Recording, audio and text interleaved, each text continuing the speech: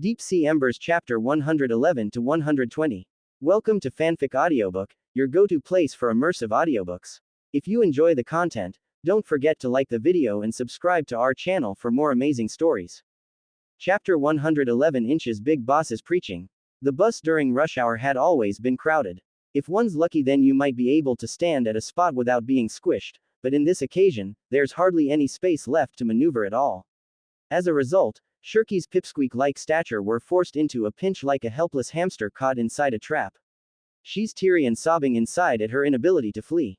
If Duncan hadn't seen with his own eyes on how she smashed a room of cultists with a dog in hand, he would surely have bought that innocent and harmless act.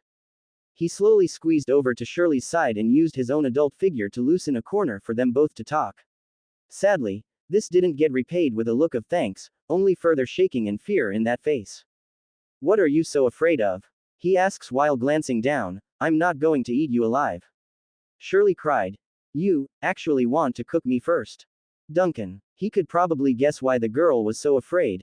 After all, Dog had seen through some of the real him under his human disguise. No doubt the other party had passed on the terrifying discovery to the girl and left a deep impression on the latter. Duncan had no idea what sort of demon lord type of image he had in Shirley's mind, likely the same type a boat captain would have when meeting the vanished out at sea. Usually it's about writing a will in haste to leave some last words for the family, but even that was a wishful desire because such a will would normally sink to the bottom of the sea. "Is that dog with you now?" Duncan asks after recalling about the dark hound that should be somewhere. "Ah, Dog usually hides in a place where others can't see," Shirley gulped and replied incooperatively, then lowered her voice again, "but he does know about what's happening here with me." "Oh, I'll say hello then," Duncan nodded. "I still had a lot of questions when you departed last time." As soon as these words came out, he felt Shirley shudder some more like a frightened rabbit. "Relax," Duncan sighed helplessly. He seemed to have vaguely sensed a stressed gaze coming his way from the girl's shadow. "There's no need to be so tense around me when talking. I have no ill will towards you and Dog." That's good to know," Shirley nodded stiffly. Then, as if to deliberately appear more relaxed, she tries to find a topic until her gaze falls on Duncan's shoulder. You didn't bring your dove with you this time." "Pets are not allowed in the car," Duncan said casually, "and I let him go hunting." "Let the dove out too. Hunt." Shirley looked at Duncan dumbfounded. Broken for words, the girl nodded vehemently. "All right, you're absolutely right. The dove is quite suitable for hunting since her eyes can see so much while flying." Shirley's train of thought had started to wander off in weird ways to the point where she didn't even know what she was spouting anymore. Eventually, it was the conductor's voice from the front of the carriage that interrupted the rambling. "Sixth block. Who is getting off the bus?"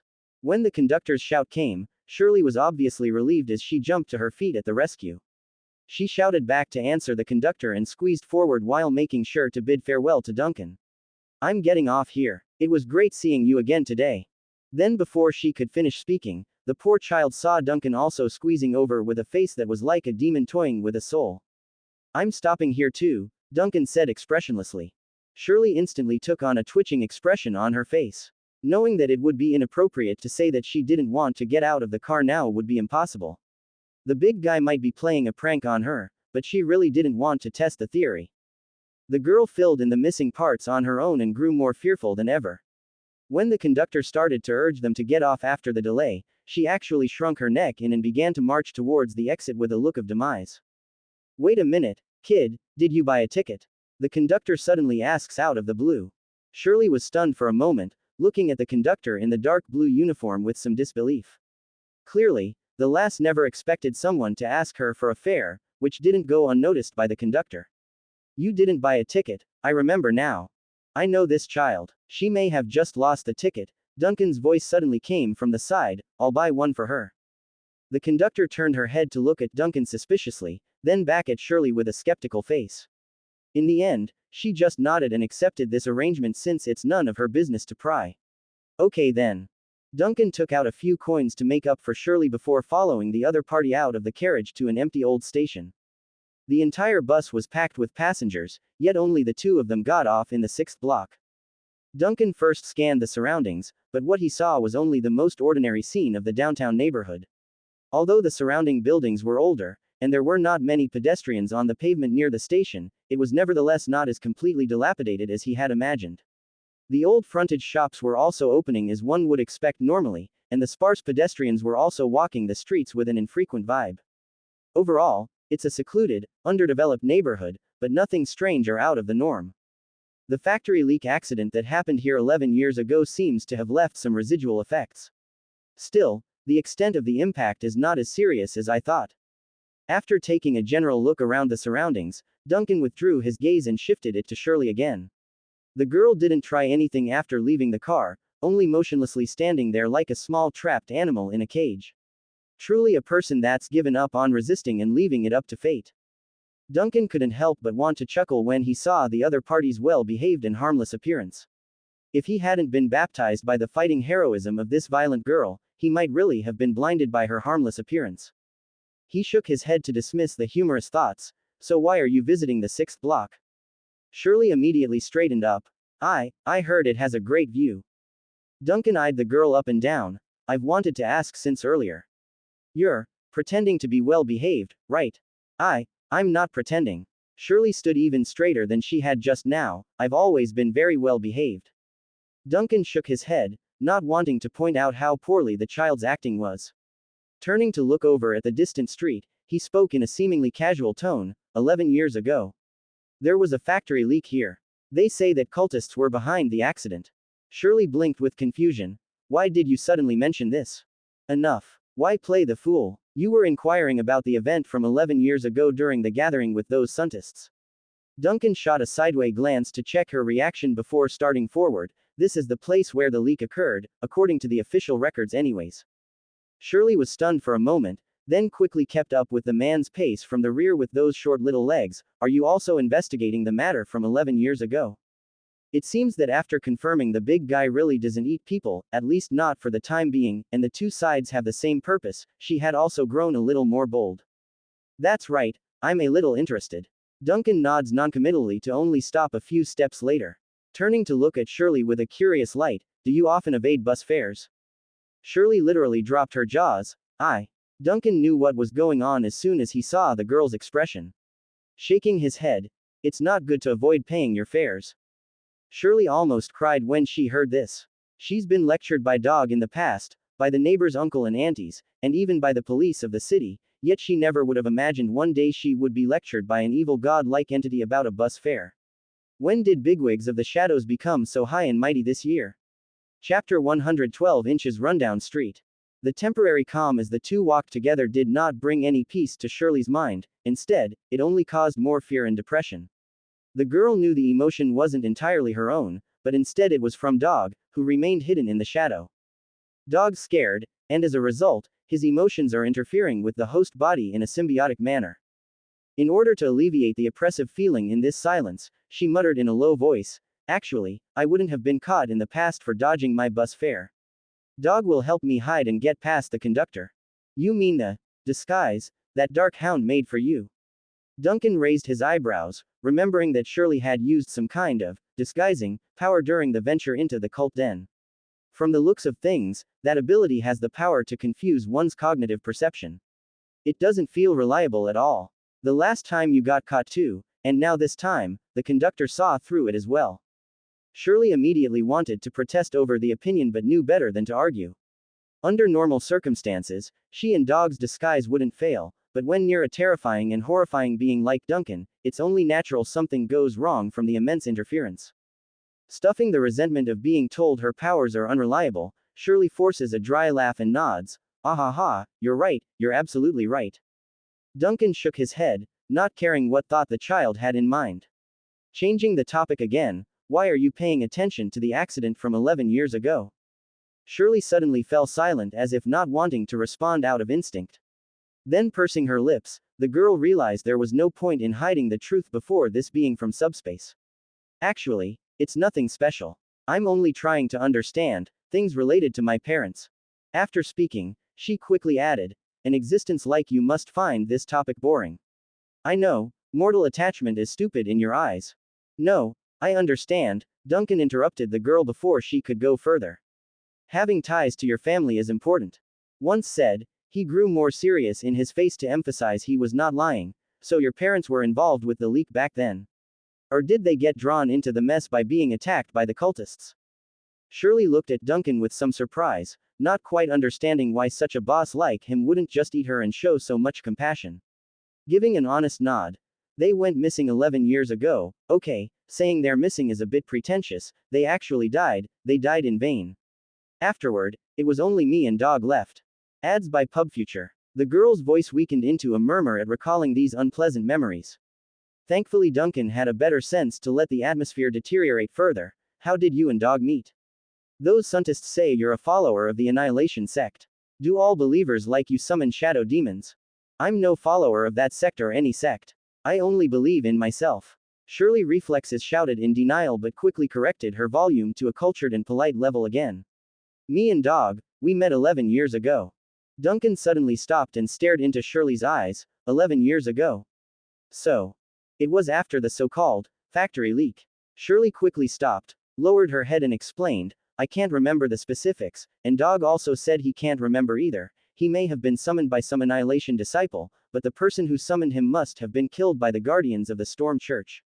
Then before I knew it, I was inexplicably tied to Dog as partners. Shirley definitely hid a lot of details in how vague she made the story out to be. Even so, Duncan didn't intend to pry for more since it's normal to be self-preserving. In the face of an irresistible force like himself, it's already asking a lot to have the child confide so much without torture and the like. Duncan shook his head to dismiss the unpleasant feeling inside over the sad story and turned to look around. According to what he noticed, aside from the fact that there are very few locals in the neighborhood, there's a striking detail of lacking children and young adults. There are no kids playing on the road at all, only seniors and middle-aged folks are walking about. These old districts are all like this. Shirley took it for granted and didn't find it depressing. Those who have the ability have all moved to the crossroad area. Those that remained were either too old or too poor to afford better housing. On top of that, there's no school in these parts, so children wouldn't stay here unless they want to spend an hour or two commuting to the other districts every morning. Listening to Shirley's thoughtful analysis, Duncan just nodded noncommittally. He could fully relate to the situation. Back on Earth, many parents would leave their kids in the countryside while working in the city to save on expenses. Commuting long distances to attend school was a norm for those without financial backing. While in thought, Duncan's gaze suddenly noticed a gray-haired old man sitting in front of a shop closest to them. The old-timer was basking in the sun and didn't bother to hide his intrigue at the strangers who decided to visit his neighborhood. Good morning, Duncan greeted the old man after coming over. We are from the 4th block. Mind if we ask you a few questions? How do we get to the local church? He didn't really care where the church was. That's merely an excuse to start a conversation. Church. The church has been closed for a while. God knows where the nun ran to. The old man basking in the sun sobered up a little from his laziness and straightened his back. It's strange and rare to find an outsider willing to come here. What is your purpose for this visit? We're here to see a friend, Duncan said casually. Is it that rare for someone to come here? Why is that? Ads by PubFuture. It's that damn factory, of course. The old man complained indignantly, seemingly dissatisfied with the deserted state of the neighborhood. How many years has it been? The factory is still in that dilapidated state, so it's obvious everyone would avoid this place. Nobody is going to take a chance on a polluted area. Duncan and Shirley exchanged a look with each other, surprised by the clear-cut reply. But I read in an old newspaper that it's been cleaned up, did it not? That's what the newspaper says. The city admin also said they will revitalize the industrial zone here as well. The old man huffs and puffs with discontent, and the results? The city's west side is getting worse by the day, and our factory is still in ruins. Let me tell you, this area used to be bustling with life when the factory was still running. Our 6th district was among one of the richest neighborhoods you can find in the lower city, and now things are in the gutters. As soon began his rant of complaints, the old man didn't want to stop because it's rare to find a pair of strangers willing to listen. Thankfully Duncan didn't intend to sit around and wait. By the way, I noticed there are no children at this place. Did all the young people move away? Move? No one has moved from here in years. You think the rent in the other districts are that affordable? The old man shook his head. There are no young folks around because we haven't had any new children at all, and all the youngsters from back then have grown up. The old man sighed, lamenting how far his home had fallen. This place hasn't had a child born for 11 years. Shirley exclaims. 11 years without a newborn? Duncan's eyes finally widened slightly in surprise. You're certain? Do you think I'm lying? I've lived here for most of my life. The old man rolled his eyes. If I say there's none, then there's none. This is all because of that factory leak. The land near it is polluted. Duncan didn't speak and slowly straightened up his posture with a new light in his eyes. He's certain something's off about this place now. Next to him, Shirley was still growing warier of the place and pressed for more information about the factory. However, the old-timer seems to have run out of patience. Waving his hand irritably, he mutters another slew of complaints while skipping around the girl's desired answer. It's time to go, Duncan said to Shirley suddenly, distracting the cranky girl from attacking the old man due to the runaround. Thank you, sir, for talking to us. Oh, you're welcome, the old man waved his hand. Be careful and walk slowly. Chapter 113 Inches Looking for a Fire. Shirley seemed a little resentful walking on the road. Why didn't that old man answer my question? When I spoke to him, he acted like he hadn't heard me. Is being short so unvalued? I think the main reason is not that you are short but that you keep chasing others to ask about the factory. Duncan slightly turned his head and glanced at the girl. Instead of wasting time on a local who is unwilling to cooperate, wouldn't it be better to see the factory with your own eyes? Shirley pursed her lips and said nothing more because the factory that had been abandoned 11 years ago was already looming into view at the end of the street. In the lower urban area, many factories are located near the residential areas or separated from the residential areas by only a wall. The limited land mass and the blockade of the boundless sea doomed the city planners to being unable to spare enough land for the placement of industrial facilities. As a result, the concept of industrial relocation and suburban resettlement doesn't exist in this world. Besides, most people in this world have no time to consider what health risks industrial pollution brings. For the general public, the improvement of city-state safety brought about by the development of modern technology was obviously more important compared with the risks brought by factories, gas lamps, heavy firepower, steam networks, potions, and mechanical ships. These things have increased the population of the new city-state era by nearly 3 times compared to the old era. Anyone who understands the operation mechanism of the modern world could clearly realize the fact that factories are the foundation and blood of modern civilization. It has long been impossible to separate from the city-state. In fact, according to Nina's textbook, these factories and facilities were not even clustered in the lower city. Although the city planners are doing their best to move those facilities that are too dangerous to the edge of the city-state, some things still have to be set up in the heart of the city. Take the bell tower and central steam core for example. They're all essentially huge machines, containing terrifying energy and great risk, but they still have to be placed next to the main cathedral. In Nina's engineering and mechanical textbooks, the authors of the textbook have a special explanation for this. People have to endow the sacred steam with sanctity, and rely on the power of the cathedral to ensure the timing of the clock tower. Machines are not just machines, they are also the sacred and pure heart that supports the operation of modern civilization. People should place these pure steels where the gods watch to prevent the shadows of subspace from polluting their oil and bolts. As Duncan recalled what he read in Nina's textbook, the man couldn't help but sigh inside. This weird and outrageous world is constantly challenging my worldview. Eventually, he and Shirley had arrived outside the grounds of the abandoned factory.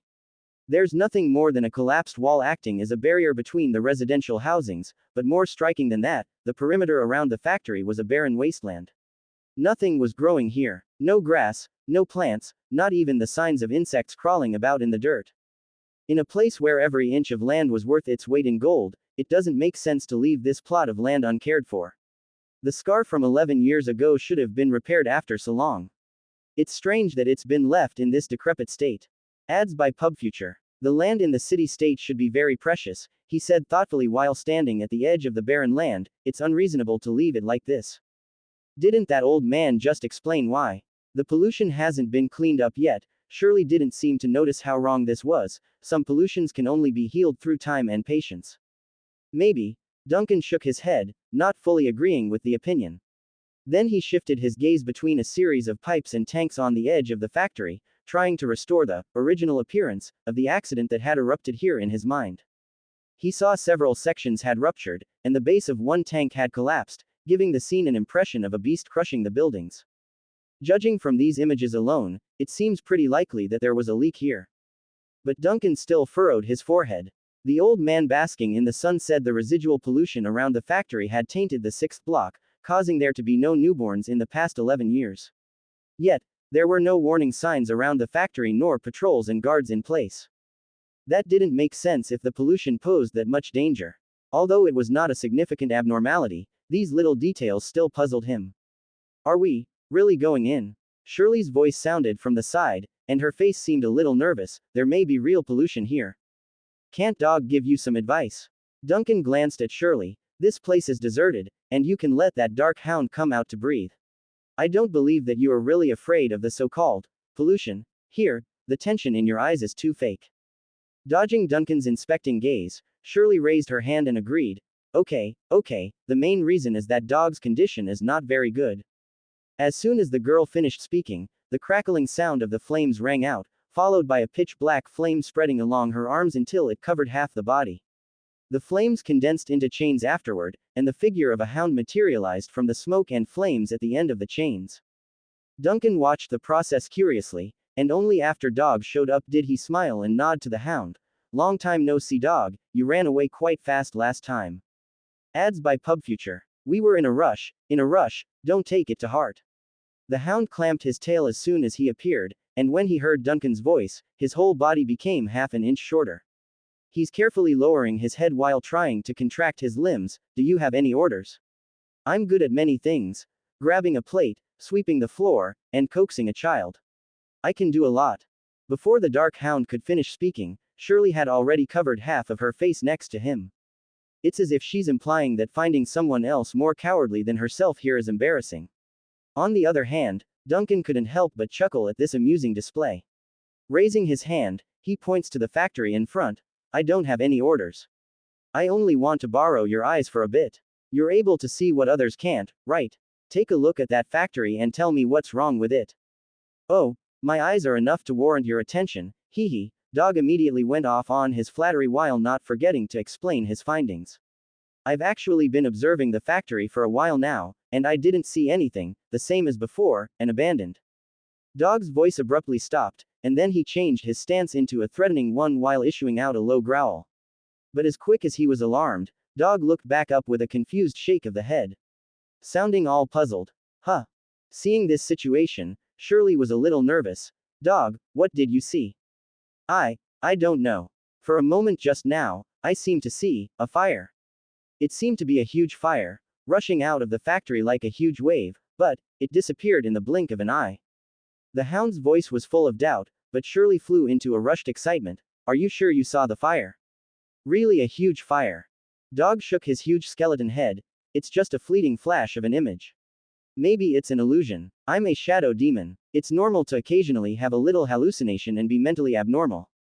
But the fire is different. Shirley said hurriedly. We searched for so long and finally found the clue leading to that big fire. There's no doubt about it, Dog. It must be here. In the middle of Shirley's exciting words, she suddenly felt a large hand press down on her shoulder. Tensing into a stiff rock, she slowly turns to face the source, where Mr. Duncan is quietly watching her. Why did you react so strongly to the fire? Duncan looked into Shirley's eyes and asked slowly. Shirley opened her mouth. It's nothing. You're also looking for a fire from 11 years ago, aren't you? Duncan didn't care about the girl's attempt to change the subject. He had already thought of something due to Shirley's abnormal reaction just now, a fire that doesn't exist in any official records, but you have personally experienced it, right? Shirley's body stiffened some more while she gulped. How could you? I'm looking for it too. Duncan smiled. It seems I have come to the right place. Chapter 114 Inches the Erased Traces.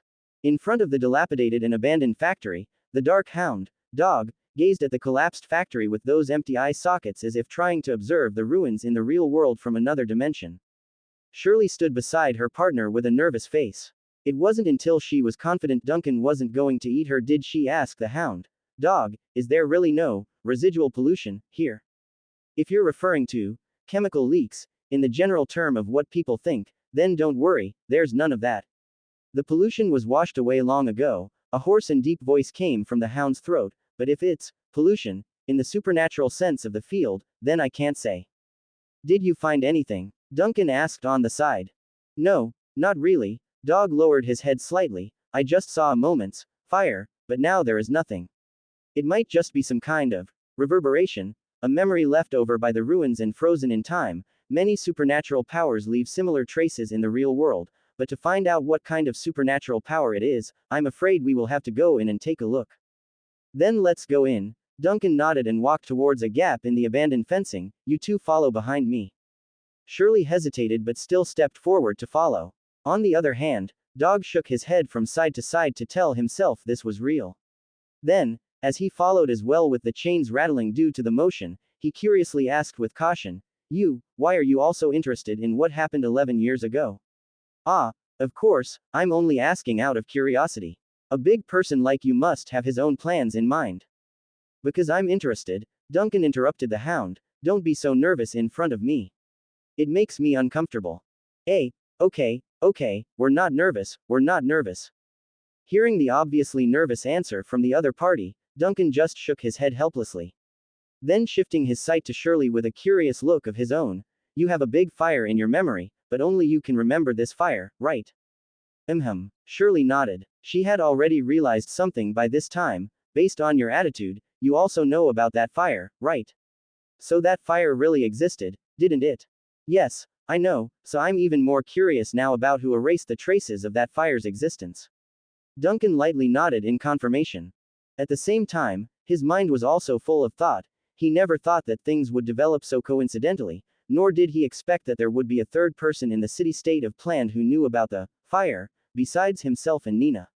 His chance encounter with Shirley, the joint investigation between the two sides, the fire that was erased, the hallucination of Dog just now, all these things seem to be pulled together by invisible forces, just like planets revolving around the sun. This feeling of being manipulated by invisible forces has already made him vigilant. Nina's textbook has roughly described some common sense in the transcendent field and mentioned that powerful anomalies or visions often have the power to interfere with the development of reality. For example, it could even lead to certain events like weaving scripts in a play. Also, if there are too many coincidences, then it's no longer a coincidence.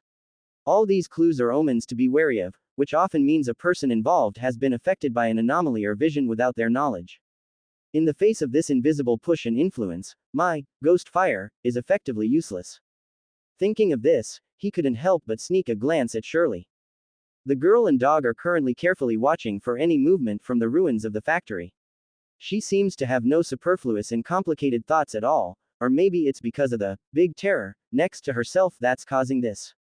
Regardless, Duncan had no idea why.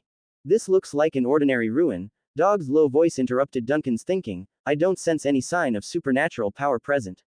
At this answer, Shirley raised her head and looked up at the crisscrossing pipes and distorted ceiling beams above their heads.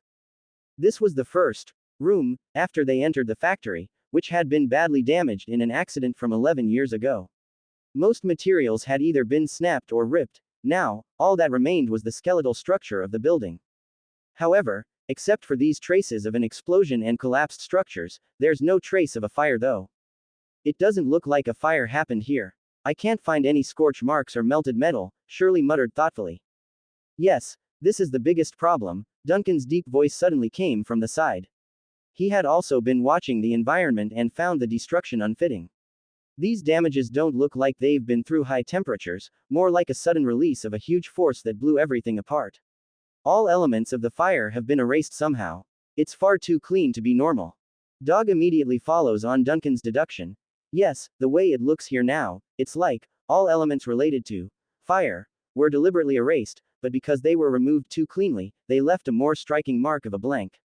Erased. Duncan muttered softly, then slowly walking deeper into the factory building, eventually finding a twisted hunk of machinery next to a hole in the wall. Immediately, his eyes jerked wide in shock. Fire. A monstrous fire. A raging sea of red had risen from the opposite side of the hole connecting to the barren waste outside the factory. Everything was burning, from the air to the ground, nothing was spared. Not the factory, not the streets, and most definitely not the housings. Everything had flared into a billowing smoke of cinder with frenzied crowds fleeing for their lives. Truly a scene straight out of hell itself. This terrifying and fiery scene caused Duncan to flinch due to the intensity, but in the next second that he blinked, it was gone. Dog picked up on Duncan's unusual behavior and immediately asked, "What did you find?" "I saw the fire just now," Duncan replied quietly, "but it's gone again. It seems that the reverberation here is very strong," Dog analyzes. It reproduced again in such a short time period. Only a powerful supernatural force can achieve something like that. If I had to guess, the sun fragment those scientists are looking for did appear at this place before. I wonder what is the rule in triggering this reverberation. Duncan didn't say anything. He just slowly returned to the position where he had seen the echoing remnant of the past, and stared thoughtfully into the hole. There seems to be nothing here. After a moment of thought, Duncan suddenly raised his hand and gently rubbed his fingertips, summoning a cluster of green flames from nothing. Dog reacted instantly at the sight of the green flame. Shrinking his neck in, the hound took several steps back with the chains shaking due to the shivering bones. Likewise, Shirley also backed off with her companion and looked in horror at what Duncan was doing. You're really planning to cook us? What are you afraid of? Duncan glanced at the pair expressionlessly. This is not for roasting you. He then points his fingertips downwards to allow the green flame to trickle down to the ground, causing a rippling effect on the concrete floor.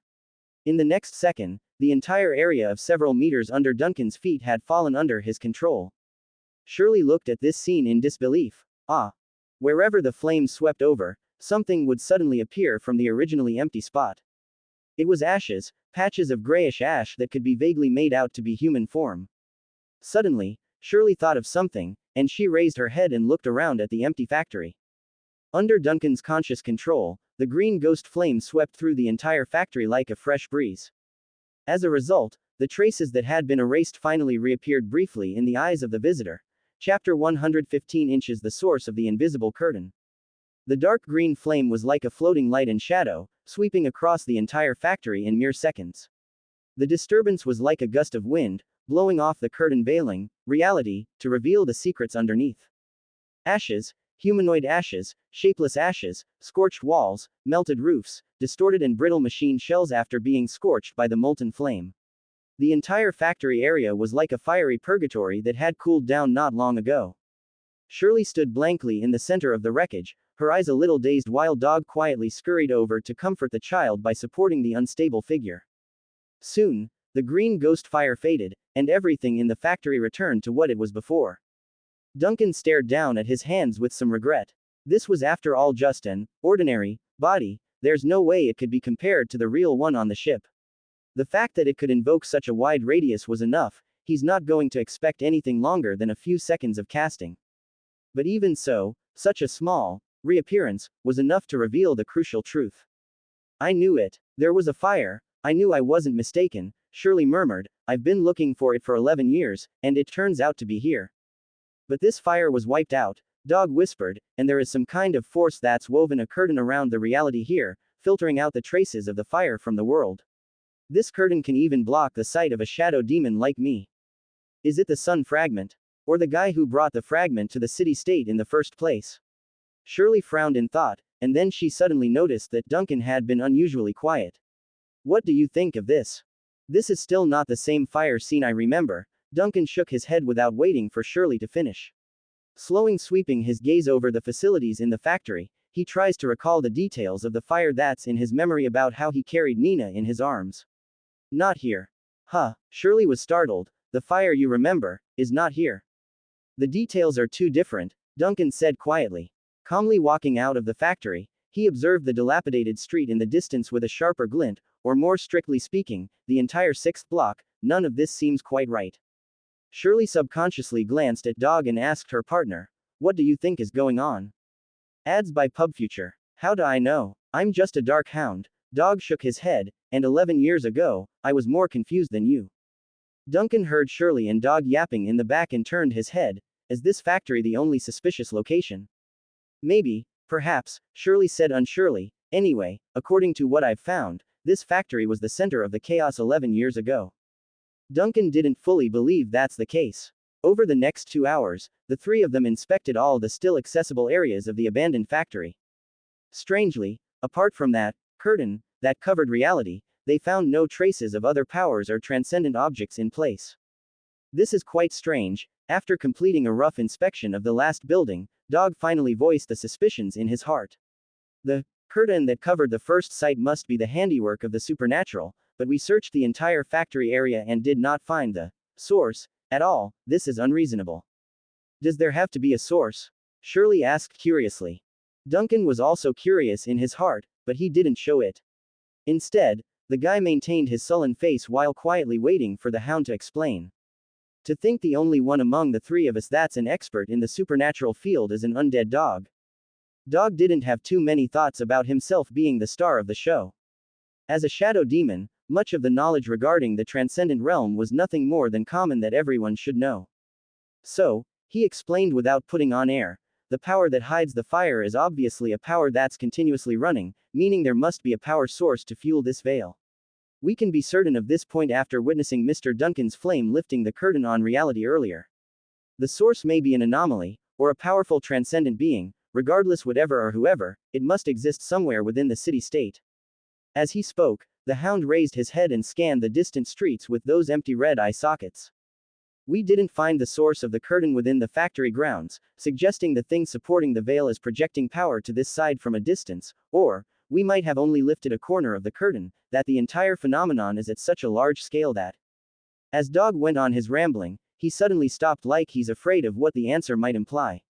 Sounding nervous now, if it is the second situation, then this is not something an anomaly can cover. It might even be a vision, an unknown vision. The sun fragment is certainly not an ordinary anomaly. According to the Suntists, the fragment is the corpse of the sun god, surely cuts in suddenly. This may be a means for the sun fragment to hide itself. So an anomaly that has the ability to think for itself.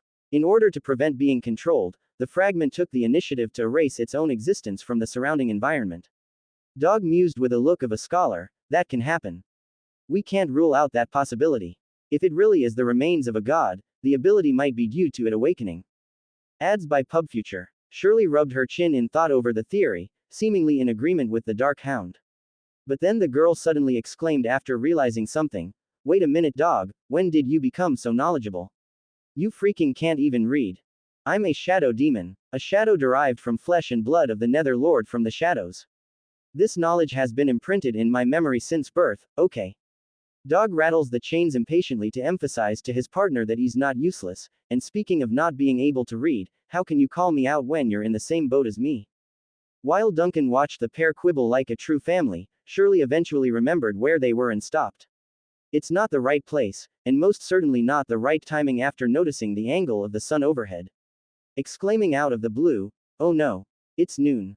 Duncan raised his eyebrows. Do you have other arrangements? Said Shirley nervously, I have to get home before noon. Duncan skeptically eyed the girl in silence. Didn't you say that your parents are no longer around? Who else will lecture you when you get home late?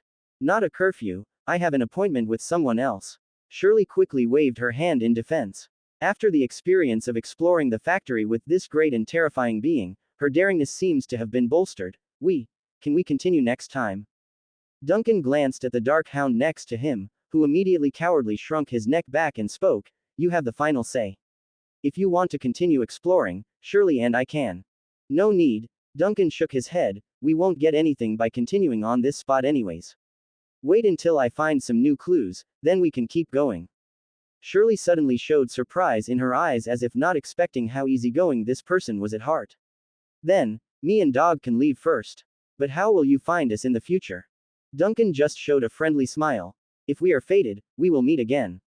Unlike the frank and kind appearance the man portrayed, he didn't like to leave things to something as elusive as fate. Between the chains of Dog and Shirley, there's an elusive and hidden spark of green flame quietly burning in secret. This was the result of his deeper understanding of the ghost fire, after accidentally establishing contact with Vanna last time, which could be considered a small attempt despite being an accident.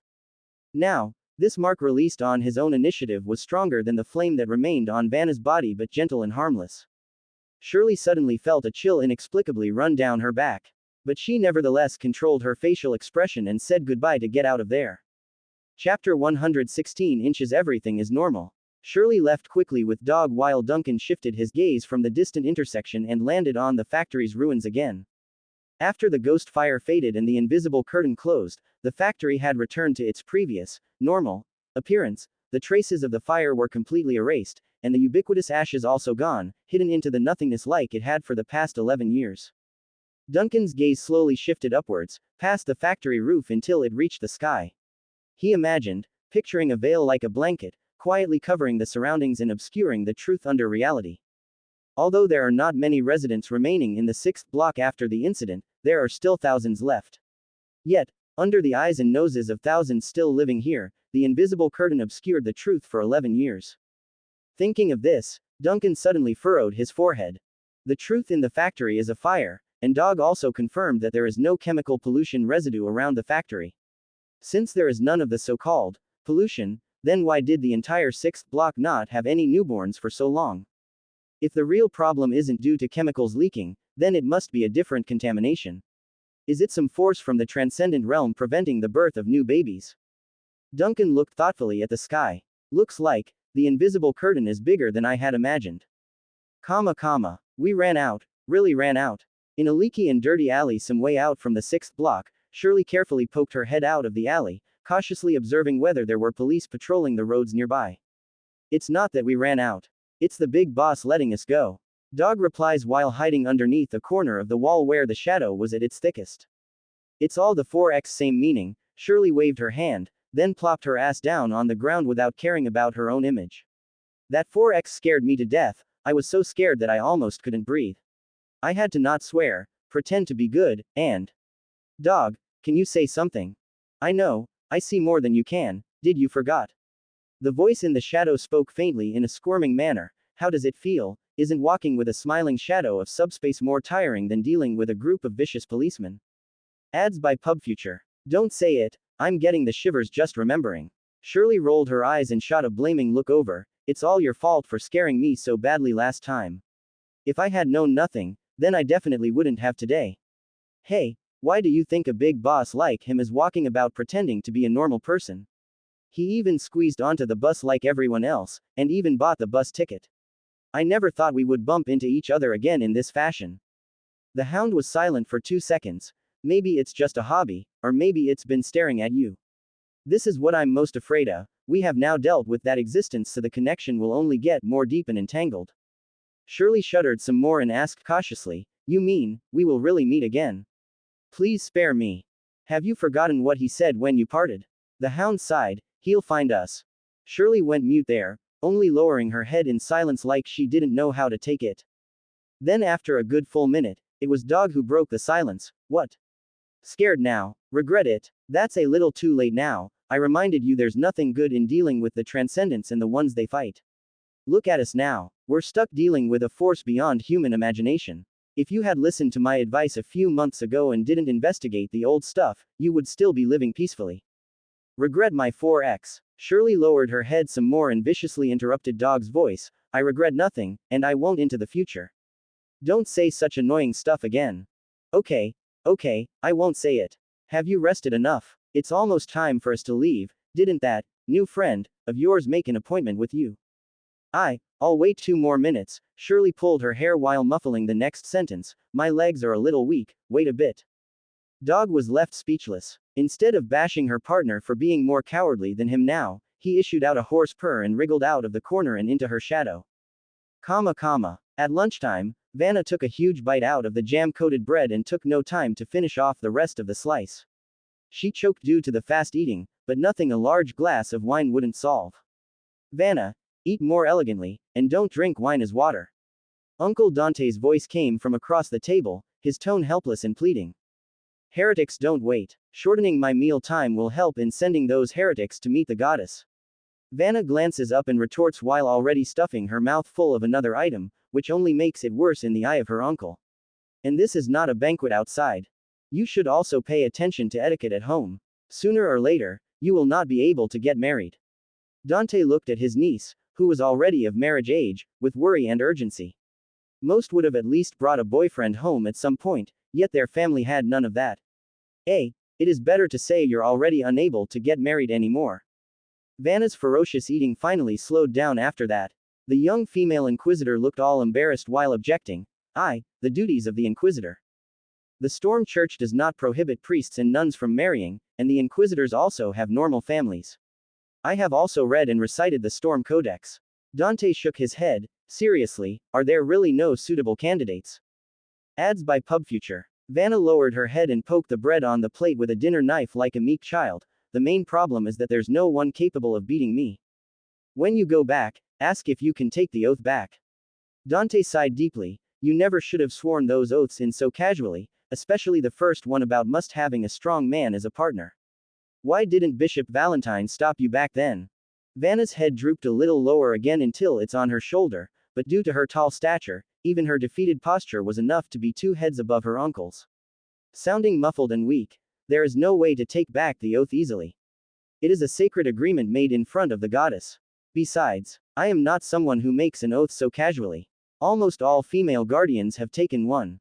It's a symbol of our bravery bestowed upon us by the storm, proof that the goddess. Dante silently stared at his niece, who was 2 heads taller than him. Then have you ever imagined that you will one day become invincible in the world by training so much? Vanna. Isn't this for the second and third articles of the oath? Dante. This topic had been discussed countless times over the past few years, which always ended awkwardly for both or in a stalemate. Unfortunately, this time was no exception. However, Vanna had never been one to get dragged down for long. Quickly adjusting her mood, she solved the battle on the dinner plate with amazing speed before getting up to leave. I'm done eating, uncle, huh? Quote. Vanna jerked to a stop, staring at her uncle with surprise and shock while pointing to his prosthetic ruby eye. Uncle, the wound near your eye is oozing blood, you okay? Huh. Dante was stunned for a moment but quickly reached up and touched it. After confirming it was blood, he ran to a mirror to see for himself. From the round ruby making up his fake eye was indeed a trickle of blood slowly seeping down his cheek, the scar around the eye more striking and frightening now than ever. Don't move. Vanna hurriedly approached from behind, placed her hands around Dante's forehead and whispered the words of the Storm Codex. May the sea breeze moisturize the body and make this flesh and blood heal. Under the action of the divine prayer, Dante felt a slight itch near his wound before the small bleeding stopped. Sounding a little helpless. Don't make such a fuss. This is not the first time anyways. After all, a cold metallic ball with rubies is bound to cause irritation when rubbing against the skin. The expression on Vanna's face did not relax at all. On the contrary, she continued to stare into Dante's ruby eye, and only after a long time did she ask, do you feel anything else? Is there a burning tingle? Or see some illusions through this ruby eyeball? Dante blinked without flinching or fluctuating emotion in front of his niece. Through the ruby eyeball that's been blessed to clearly see the truth, what's happening was unlike anything that should be. Flames burning behind Vanna, ashes and scorch marks filling up the dining hall and the disembodied and molten deposits of the roof. Gradually, the hot sensation returns to normal after he absorbs the phantom truth. Of course not, everything is normal, Dante replies nonchalantly like nothing's wrong as he always did in the past. Chapter 117 Inches Museum. Getting out of the car and stepping onto the stone square in front of the museum, Heidi, the psychiatrist, couldn't help but sigh deeply. It was her day off today, and the salty sea breeze blowing against her skin had washed away the fatigue accumulated through long hours of work in recent weeks. Like many of those in her profession, being affected by their patients was a common theme, especially when your patients are mad shit crazy in the occults. It's the main reason her spirit had been so low in the past few days. She's likely suffering from insomnia from listening to so many cultists. Fortunately, today she finally did not have to think about those crazy believers and their deformed hearts. Another sea breeze blew across from the end of the street then, ruffling the hem of Heida's skirt as she grappled with the risk of flashing her panties and losing that wide-brimmed hat she wore. Looking after the struggle, her eyes beheld the grand white building with the streamlined dome and beautiful wings. This maritime museum in the Crossroad neighborhood was by far one of the largest museums in the city-state of Planned, and one of the most legendary. Huffing a puff at the naughty wind, Heidi strolled towards the museum entrance, where a tour guide was introducing a crowd of visitors to its colorful history outside. This large building, built in 1802, was originally the property of the Parr Brothers Ocean Trading Company. At its height, it had amassed a staggering fortune to become the largest storage center in Planned. It was seen as a symbol of the commercial prosperity of the city-state. However, a drastic tragedy in 1822 completely changed the fate of the building. Someone duly asked, what happened? It is said, only rumors though, at that time, an ocean-going cargo ship under the name of the Parr Brothers encountered a strange thick fog on its way back. In the white thicket, the poor hapless cargo vessel encountered a burning ghost ship and passed by it. But fret not, the cargo ship eventually escaped the fog and even returned safely to port. But sadly, the shadow of madness remained in the hearts of the crew member. From then on, the bad omens quickly spread throughout the entire fleet of the Parr Brothers. In the following months, all the ships under the name of the Parr brothers began to suffer terrible disasters. There were constant mutiny among the crew members, disappearances, and even bloody sacrifices to please unknown gods. Ships on distant voyages encountered storms on supposedly calm seas, hit icebergs in warm waters, mutinous sailors detonated explosives on board, destroyed boilers, and even hunted their colleagues. Such strange disasters were repeated again and again, finally burying the business of the Parr brothers for good. Their marine trading company filed for bankruptcy restructuring at the end of the same year. After that, the Parr brothers divided the remnants of their company's property and donated part of it to the city-state authorities, including the building in front of us. It underwent several transformations and changes in function until 1855, when it was finally transformed into a maritime museum, which continues to this day. Ads by PubFuture. It is said that even now, the shadows of those from a century ago still linger in this maritime museum, and if you are lucky enough, you might even find the shadow of the Parr brothers occasionally wandering the museum to visit their former offices.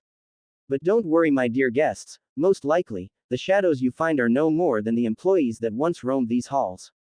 In their century-old uniforms from the Marine Trading Company, they may just come over to the confused you asking where the offices are. Of course. These are just rumors. The museum has taken plenty of precautions to inspect the museum. We even have a team of guardians from the church on standby. So, dear visitors, please be at ease knowing you are safe. However, suppose you do want to experience the bizarre legends and have a thrilling trip. In that case, I suggest heading over to the Adventure Room on the side wing of the museum.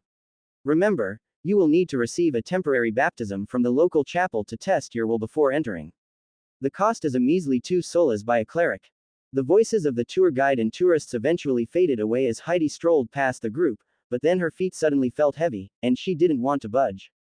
The warehouses of maritime trade from a century ago, the thick fog of the far-off seas that brought disaster, the cursed fleet, the shadows that lingered in museums. Heidi, who dealt with cultists every day and heard a lot of blowing wind through various official channels, suddenly felt that the idea of visiting a museum as a sightseeing project for vacation wasn't such a good idea. She could have wandered the lower city where cheap goods are snagged or visited the antique shop her father mentioned. But after less than 2 seconds of inner struggle, the young psychiatrist made up her mind and continued. Telling the right thriller stories when introducing attractions was a common means of tour guides to get business. Actually, more than half of the world's horror stories are inseparable from sea fogs, ghost ships, and renegade sailors. If there are ghost stories in museums, then why wouldn't there be more scary things in an antique shop? She's a psychiatrist who deals with neuropathy all day. Why should she be afraid of this? No one can stop me from enjoying this hard-awaited holiday. The evil gods of subspace can stuff it. Determined, Miss Psychiatrist headed straight for the ticket booth and entered the museum like a warrior. There were fewer visitors to the museum than expected. Perhaps it was due to not being a public holiday, but the lobby on the venue's first floor seemed a little deserted. Currently, several venue guides were busy leading some of the tourists through the main exhibition area, where the walls were decorated with a huge whale skeleton and various beautiful sea ships. There's even a costumed captain introducing the story to the kids in the hall. However, the most eye-catching to Heidi wasn't the kids or tourists, but a pair of girls who looked to be about 16 to 17. They're probably still in school and were laughing and having a good time. Heidi sighed, slightly relieved that the museum wouldn't be a bore with these two around. So, she decides to walk behind the two ladies to brighten up the atmosphere during the visit. Ads by PubFuture. Then, she smelled something weird. That smell, it's as if something was burning.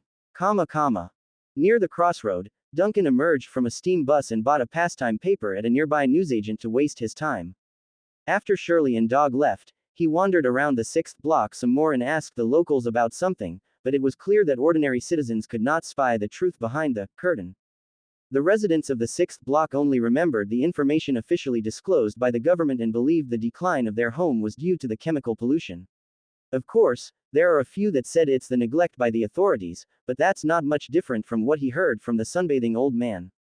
The truth was covered by a curtain, the actual record had been tampered with, and the city-state authorities had only disclosed the tampered information. Still, Duncan cannot conclude that the curtain was set up by City Hall or the church based on only this. In the world of the supernatural, a powerful anomaly or vision could blind everyone. In the face of powerful anomalies and visions, even the so-called reality was nothing more than a canvas that could be smeared and changed. Duncan sat down on a bench on the side of the road, casually reading the contents of the pastime while thinking about the future. Now it seems that the source of that curtain was not in the factory, maybe not even in the sixth block, and if this so-called source was the sun fragment, then it should be hidden somewhere deeper. Until there are more clues, the investigation cannot continue. The sun cultists are looking for the fragments of the sun, and they have stirred up the city-state for that end. Nina's memories and dreams faintly point to the fragment and are likely connected to this. Through the sun mask, he managed to glimpse through to the real sun that inexplicably resembled an evil eyeball god asking him for help. Before I knew it, I seemed to have fallen into a messy ball of thread. Duncan sighed and shook his head slightly.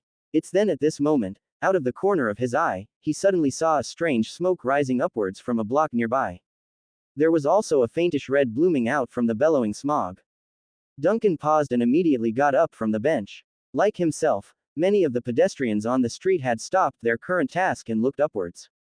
Some were frozen and unsure of what to do, and a few had started to run through the streets in a panic while shouting, "It's on fire! The museum is on fire!" Chapter 118 Inches the Field of Fire. As the thick smoke billowed into the sky with the faint firelight, Duncan's eyes widened slightly after hearing the exclamations of the fleeing pedestrians. Museum, the Oceanographic Museum near the crossroad, Nina. Nina was visiting the museum near Crossroad with her classmates this afternoon, precisely in the direction of the rising smoke.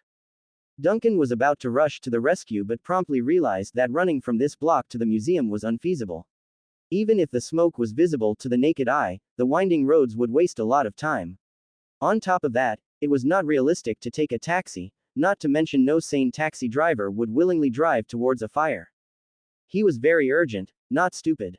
After quickly going over his options, he suddenly found himself coming up with a new idea, a bold one at that. He summoned in his heart and quickened his pace to dodge into the shadowy alley of a nearby building. The green ghost fire sparked into existence, and who was patrolling nearby, appeared out of thin air. First flapping her wings to show her joy at not having to search for the cultists, she promptly lands on the man's shoulder. Can she really bring me to the museum? Duncan stared at the bird a bit, seemingly wondering if he should do this. But then the indecision shifted to firm determination. He had no room to choose otherwise. He had no live cultists to test his idea, and it's already proven the bird could shuttle items without damaging them. And if worst comes to pass and he loses control of this body and plant, who's to say he couldn't repossess it a second time? I want you to do a delivery. Duncan caressed I's wings. Send me to the museum in the crossroad. It's near the large white building you flew over this morning. I tilted her head in a humanistic fashion and glanced at the bellowing smoke in the sky. A shotgun trip. Just say you can or cannot. Ads by PubFuture. Make some deal. Without saying a word further, the dove flapped her wings vigorously and burst into a puff of green flame that shot out of the street. Near the Crossroad Maritime Museum, the firefighters who rushed from the fire station have already begun to fight this emergency. Thanks to the relatively good infrastructure of the neighborhood and the special nature of the museum itself as a public establishment, there are not only permanent fire units stationed nearby but also sufficient emergency pumps and evacuation ports. Therefore, it wasn't too difficult for the firefighters to rescue some of the trapped tourists inside through the side wings. Unfortunately, the story these folks brought out wasn't so positive though. They discussed the horror of how the fire started. According to their own words, the flames came out of nowhere, whistling fireballs throughout the depths of the museum. Some even say they saw a strange and distorted figure crawling out of the flame in distress, a clear sign that corruption from fear has begun to take hold. But professionals are professionals. Some priests and resident guardians of the chapel swiftly charged into the fray to light incenses around the victims. This would calm the most agitated and reduce the risk of further contamination. Meanwhile, in the shadow of the building dozens of meters away from the museum square, a ghostly green flame lit into existence and rose up from the grounds. It swirled and condensed, then merged into the shape of a human until Duncan finally materialized in his form. As he expected, I arrived at the museum by flying, rather than instantaneously, as she usually does when going from the vanished to the shop. Duncan glanced at I, who had landed on his shoulder, noting in his mind the new experience and the feeling of teleportation. This shows that there must be an anchor point for the bird to use if she wanted to teleport. It wouldn't work otherwise. As for the feeling of being carried by I during the flight, it's quite the wonderful experience. He did not lose consciousness during this process, but he could not smoothly observe the surroundings either. How to describe it? It's similar to someone watching the perceptual view through a screen. Maybe, this is because I's body structure is very different from that of humans, or it may be because I has her own will and cannot be completely taken over. But these are all minor issues, and Duncan doesn't care about it now. Unlocking I's new features in a hurry today was already a huge gain. He could figure out the details at a later date. Right now, the most important thing was confirming Nina's situation and her safety. Ads by PubFuture. Of course, the flight was not as fast as teleportation, and it took him a few minutes to fly over from the nearby street. Though it was already very fast compared to running or taking ordinary transportation, the man still didn't want to delay it any further. From where he stood, Duncan saw the large burning building that was divided into 3 floors. The first and second were burning the most ferocious with billowing smoke gushing out of the windows. If there are any safe spots left, it would have to be the roof.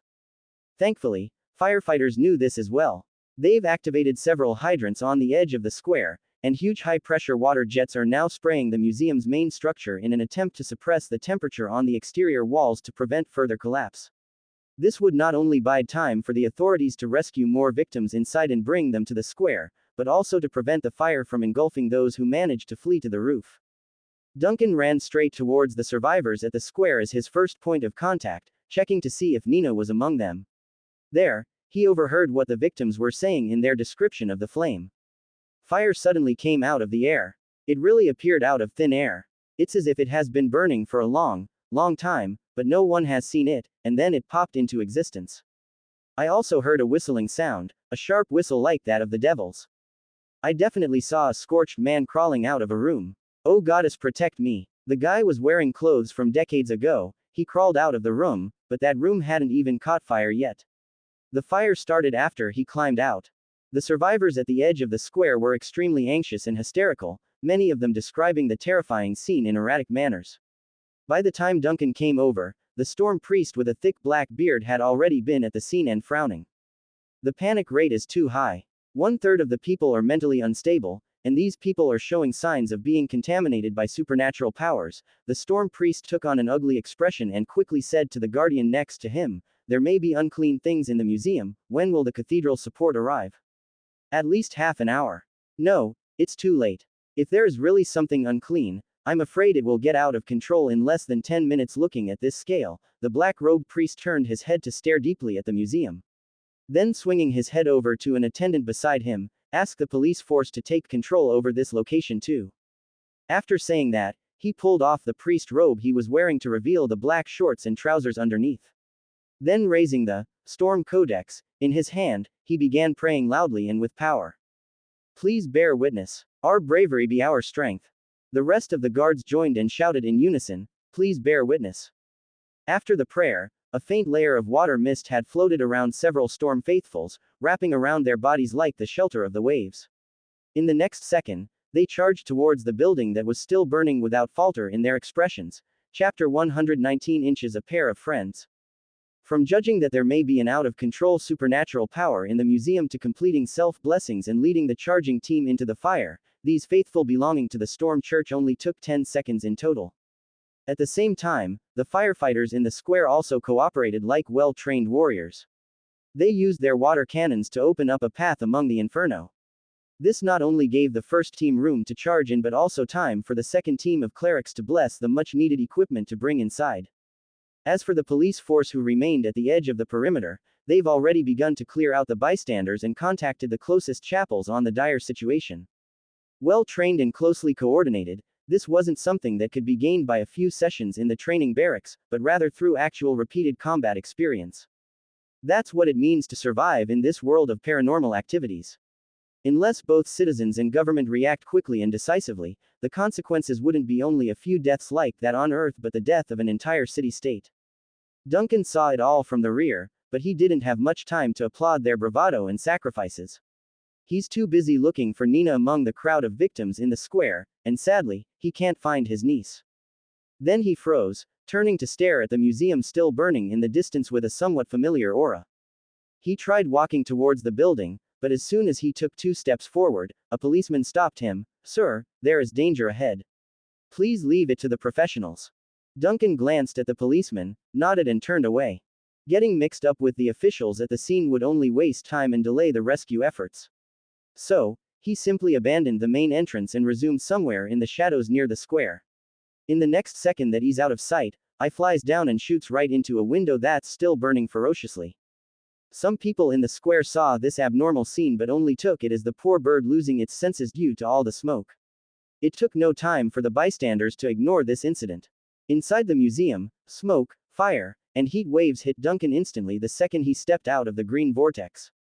He's not afraid of these things, but he could feel the functions of his flesh and blood being affected by the high temperature.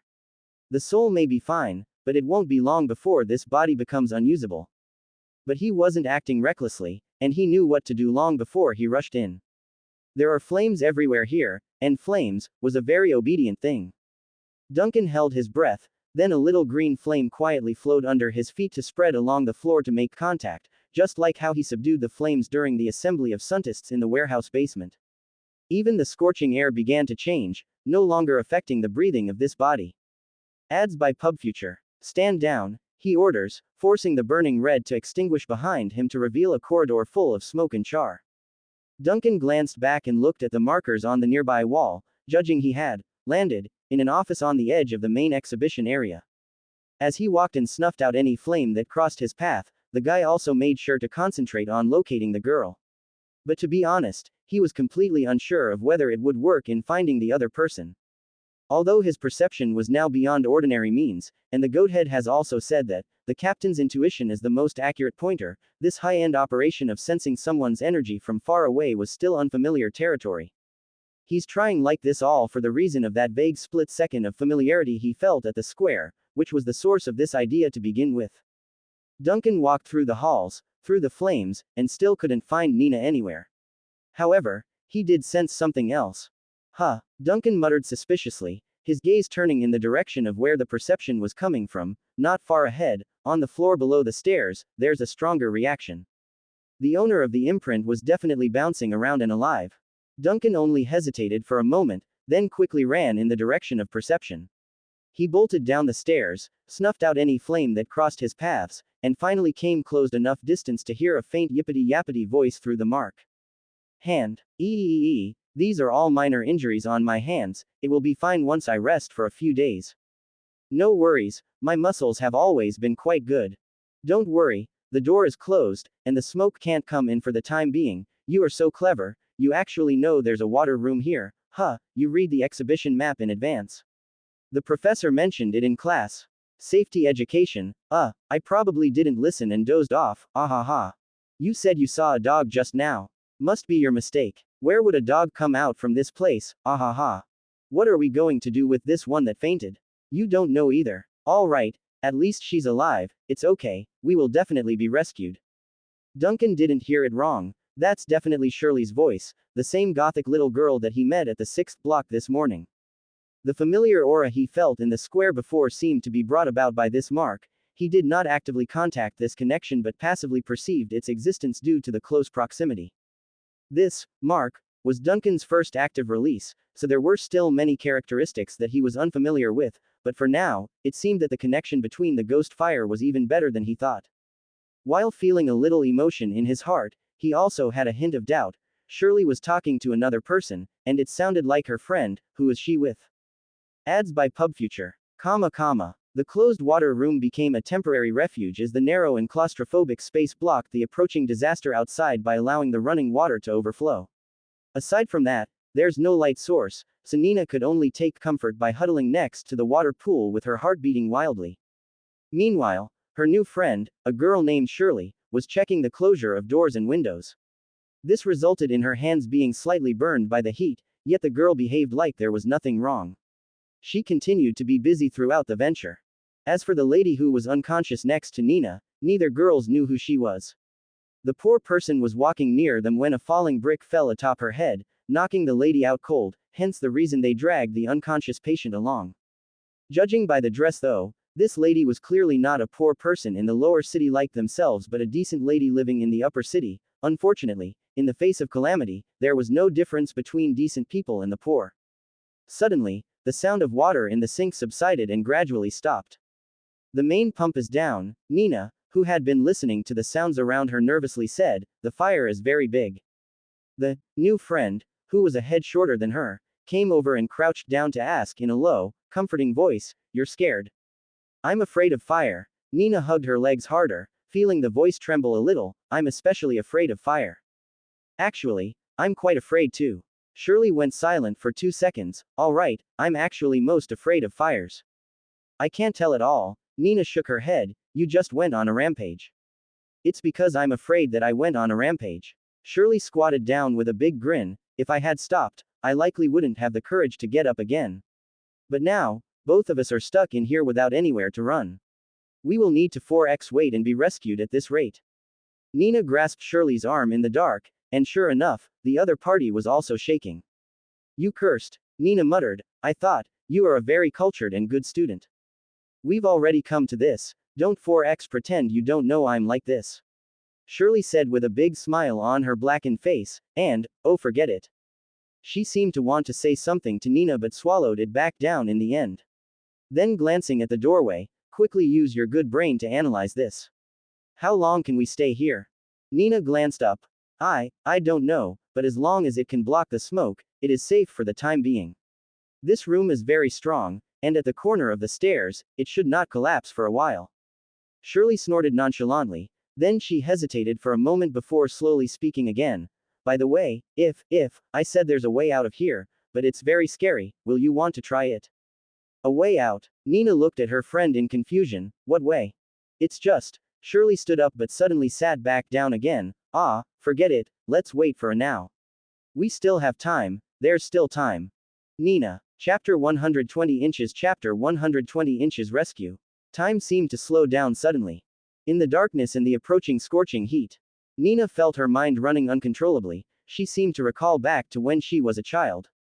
Recall running up and down the antique store with her uncle to help, then making a mess of everything, recall her uncle explaining to herself the stories behind those antiques, in the end it was all made up, recall the first time she went to school, the first time she saw the steam engine in a textbook, the first time she got praise from a teacher, the first time she made friends, and lost friends for the first time. Her mind was a mess, and her consciousness became increasingly more confused as the smoke seeped into the room, causing her a shortness of breath as well. And those disturbing memories, they all started to burn, engulfed by the terrible flames. Even now, Nina was staring at the ground expecting it to burst into a pillar of red and yellow. Then a cold hand snapped her out of the illusion by pressing it against her forehead. Are you all right? Shirley looked at her friend, a little worried over the weird behavior. I'm okay. Nina quickly shook her head in denial and grabbed Shirley's arm. Thank you, I just suddenly remembered my family. Family? Shirley was startled when she heard these words. Who is in your family? There is only one uncle. My parents passed away many years ago, and I grew up with my uncle. Nina briefly recalled the faces of her parents and uncle before slowly burying that head into the knees. I promised my uncle to go home early today. You have a good relationship with your uncle, right? Shirley seemed a little uncomfortable with this kind of topic and did not know how to comfort her friend. What does he do? He's just an ordinary person. Our family opened an antique shop in the lower city, and he's managing it alone, Nina said slowly, then quickly flailed her hands up after noticing Shirley's surprised expression. It's not what you think. There are no real things in there. That sounds awesome too, Shirley quickly complimented, shop owner. If you have a store of your own, even in the lower city, then your life at home should be pretty good, right? Actually, it's very average. Nina continued to wave her hand frantically in panic. Uncle's health wasn't very good a few years ago, so the business in the store hasn't been good. He didn't save much money, but I think Uncle is really amazing.